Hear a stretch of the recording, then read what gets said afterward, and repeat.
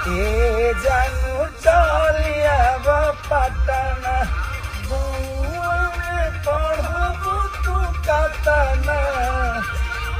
जी हाँ भाई लोग, नमस्कार, स्वागत है हमारे भोजपुरी मीडिया चैनल में। तो खेसारी लाल यादव जी का जिस गाने का इंतज़ार था, फाइनली वो गाना आ चुका है। हालांकि 1 घंटा बाद गाने मतलब लेट छोड़ा गया इस गाने को।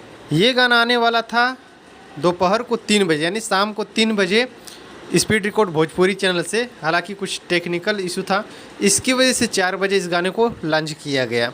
और अखिलेश कश्यप जी खुद बताए थे कि मतलब थोड़ा इशू है, इसकी वजह से 4 बजे लॉन्च किया जाएगा स्पीड रिकॉर्ड भोजपुरी चैनल से। तो इसके बाद खेसारी लाल यादव जी और अखिलेश कश्यप पूरे टीम लाइव आए थे और उस गाने के बारे में बताए। और बड़ी बात ये बोले कि 4-5 कंपनी ऐसी है कि उसी चैनल से वीडियो आने वाला है। तो बस यही फ़िलहाल है, आप लोग जाइए देखिए और उस गाने को प्यार दीजिए।